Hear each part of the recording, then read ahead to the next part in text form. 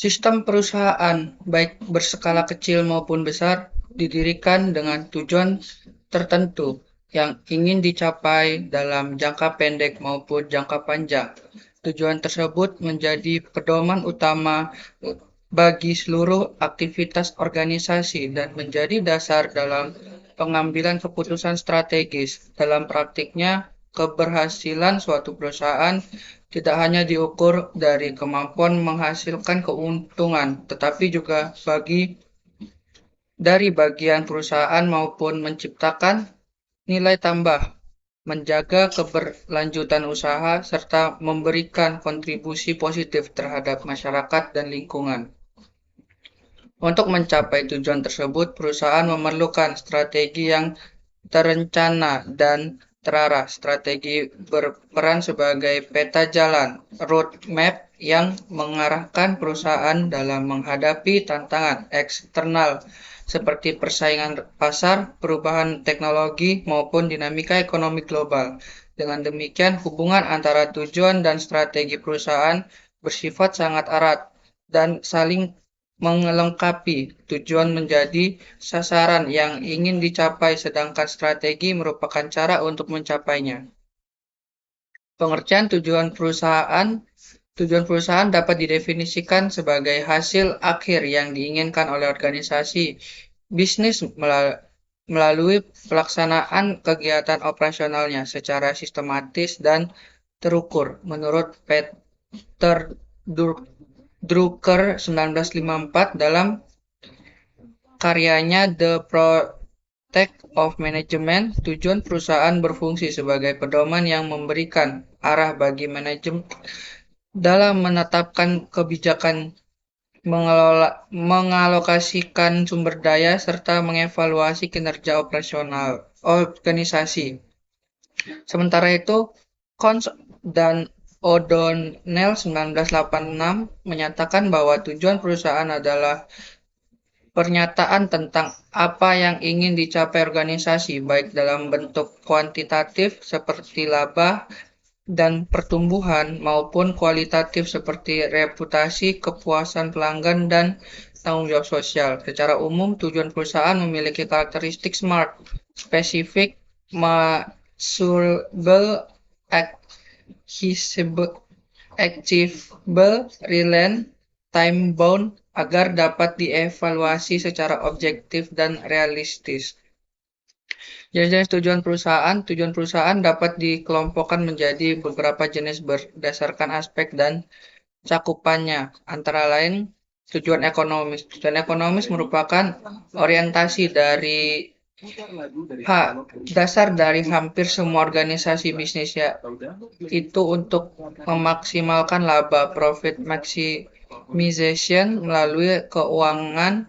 Perusahaan dapat menjamin keberlanjutan operasional, mengembangkan modal usaha, dan memberikan kesejahteraan bagi pemilik dan karyawan. Contoh konteks: perusahaan manufaktur berusaha meningkatkan efisiensi produksi guna menekan biaya dan memperbesar margin keuangan. Yang kedua, tujuan sosial. Perusahaan modern tidak hanya berorientasi pada laba, tetapi juga pada tanggung jawab sosial. Tujuan sosial mencakup upaya untuk memberikan manfaat kepada masyarakat dan lingkungan. Contohnya, menyediakan produk yang aman dan berkualitas, menciptakan lapangan kerja baru, dan melakukan program pelestarian lingkungan. Dengan menjalankan tujuan sosial, perusahaan dapat membangun reputasi positif dan meningkatkan kepercayaan publik. Yang ketiga, tujuan operasional. Tujuan ini berfokus pada peningkatan efisiensi dan efektivitas kegiatan internal perusahaan seperti produksi, keuangan, dan sumber daya manusia. Tujuan operasional menjadi penunjang bagi tercapainya tujuan utama perusahaan. Contohnya, menurunkan tingkat catat produk hingga 2%, meningkatkan kecepatan pelayanan pelanggan, dan mengoptimalkan sistem informasi manajemen. Yang keempat, tujuan pertumbuhan. Pertumbuhan merupakan tanda bahwa perusahaan berkembang secara positif. Tujuan ini mencakup ekspansi pasar, peningkatan aset, dan diversifikasi produk. Contohnya membuka cabang baru di berbagai wilayah, mengakuisisi perusahaan lain untuk memperluas jangkauan pasar, dan melakukan inovasi produk agar tetap kompetitif. Yang kelima, tujuan keberlanjutan. Dalam era modern, keberlanjutan menjadi fokus utama. Tujuan keberlanjutan menekankan pentingnya menjaga keseimbangan antara aspek ekonomi, sosial, dan lingkungan. Tujuannya meliputi menerapkan prinsip green business, mengurangi emisi karbon, dan menjaga kesejahteraan karyawan secara berkelanjutan. Pengertian strategi perusahaan. Strategi perusahaan adalah rencana menyeluruh dan terpadu yang digunakan untuk mencapai tujuan organisasi dalam lingkungan yang kompetitif dan dinamis. Menurut Michelle Porter 1985 dalam Competitive Advantage, strategi merupakan kombinasi dari tindakan terencana dan respon adaptif yang dirancang untuk menciptakan keunggulan bersaing. Sedangkan Chalder 1962 mendefinisikan strategi sebagai penetapan tujuan jangka panjang suatu perusahaan serta penentuan arah, tindakan, dan alokasi sumber daya yang diperlukan untuk mencapai tujuan tersebut. Dengan kata lain, strategi adalah cara sistematis untuk menghubungkan sumber daya internal perusahaan dengan peluang eksternal yang ada di pasar.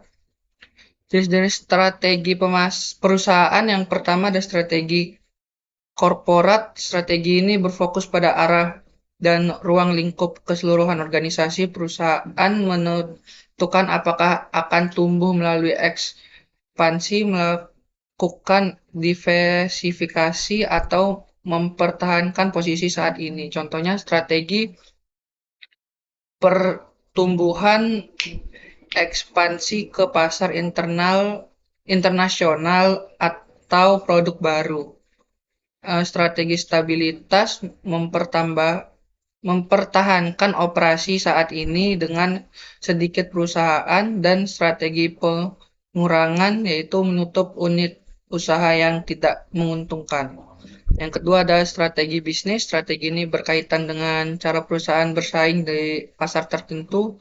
Menurut teori Porter, terdapat 3 strategi utama. Yang pertama ada cost leadership, menekan biaya produksi agar dapat menawarkan harga terendah di pasar. Differentiation, menawarkan produk atau jasa yang unik dan bernilai tambah. Dan fokus strategi, memusatkan perhatian pada segmen pasar tertentu dengan kebutuhan spesifik. Yang ketiga adalah strategi fungsional. Strategi ini diterapkan pada tingkat fungsi tertentu dalam organisasi, seperti pemasaran, keuangan, SDM, dan produksi. Contohnya ada strategi pemasaran menggunakan digital marketing untuk memperluas jangkauan konsumen. Strategi SDM meningkatkan kompetensi karyawan melalui pelatihan. Strategi produksi menerapkan sistem lean manufacturing untuk mengurangi pemborosan. Yang keempat ada strategi global. Bagi perusahaan multinasional, strategi global sangat penting untuk mengkoordinasikan operasional lintas negara. Strategi ini menekankan efisiensi global sambil menyesuaikan dengan kondisi lokal. Contohnya perusahaan seperti Unilever menyesuaikan produk dan iklan sesuai budaya setiap negara, namun tetap mempertahankan strategi global. Next ada hubungan antara tujuan dan strategi perusahaan. Tujuan dan strategi memiliki hubungan kausal yang sangat erat. Tujuan berperan sebagai apa yang ingin dicapai, sedangkan strategi merupakan bagian cara mencapainya. Dalam kerangka manajemen strategis, hubungan tersebut digambarkan melalui 3 tahap utama. Yang pertama adalah formulasi strategis, penentuan visi, misi, tujuan, dan strategi utama. Yang kedua ada implementasi strategi, penerapan strategi ke dalam kebijakan dan program kerja nyata. Yang ketiga ada evaluasi dan pengendalian, yaitu menilai efektivitas strategi dan melakukan penyesuaian. Sebagai contoh, tujuan meningkatkan pangsa pasar sebesar 25% dalam 2 tahun dan strateginya tuh menerapkan promosi digital berbasis data pelanggan dan memperluas jaringan distribusi nasional. Yang ketujuh ada faktor yang mempengaruhi penetapan strategi. Menurut Wayne and Hunger 2012, strategi perusahaan dipengaruhi oleh beberapa faktor, antara lain yang pertama lingkungan eksternal, persaingan industri, perusahaan teknologi, regulasi pemerintah, dan kondisi ekonomi global. Yang kedua ada lingkungan internal, sumber daya manusia, kemampuan finansial, budaya organisasi, serta inovasi produk. Yang ketiga ada tujuan jangka panjang. Visi perusahaan menentukan arah perusahaan strategi. Yang keempat ada nilai-nilai organisasi seperti etika bisnis dan tanggung jawab sosial yang dipegang perusahaan. Adapun contoh penerapan tujuan dan strategi sebagai ilustrasi berikut, ada 3 contoh penerapan di beberapa perusahaan besar. Yang pertama itu ada PT Telkom Indonesia. Tujuannya tuh menjadi perusahaan telekomunikasi digital terdepan di Asia Tenggara. Strategi untuk mencapainya tuh melakukan transformasi digital melalui Telkomsel Digital Ecosystem, memperkuat infrastruktur fiber optik dan memperluas layanan digital. Yang kedua ada PT Astra International Tbk.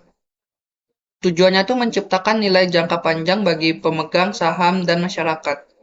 Strategi untuk mencapai tujuannya diversifikasi usaha ke sektor otomotif, jasa keuangan, dan agribisnis dengan penerapan tata kelola perusahaan yang baik. Yang ketiga ada PT GoTo Gojek Tokopedia. Tujuannya membangun ekosistem digital yang memudahkan kehidupan sehari-hari masyarakat Indonesia. Strateginya mengintegrasikan layanan transportasi, e-commerce, dan keuangan digital dalam satu platform untuk menciptakan nilai strategi. Jadi kesimpulannya, tujuan dan strategi perusahaan merupakan dua aspek yang tidak dapat dipisahkan dalam proses manajemen strategis. Tujuan memberikan arah dan motivasi, sedangkan strategi menyediakan cara sistematis untuk mencapai hasil tersebut. Perusahaan yang mampu menyusun strategi secara realistis, fleksibel, dan berbasis pada analisis lingkungan internal serta eksternal akan memiliki peluang lebih besar untuk mencapai keberhasilan jangka panjang. Dengan demikian, dapat disimpulkan bahwa keberhasilan perusahaan tidak hanya diukur dari pencapaian laba, tetapi juga dari kemampuan dalam menyelaraskan tujuan ekonomi, sosial, dan lingkungan, membangun strategi yang adaptif terhadap perusahaan global, dan menjaga keberlanjutan dan nilai etika dalam seluruh aktivitas bisnis.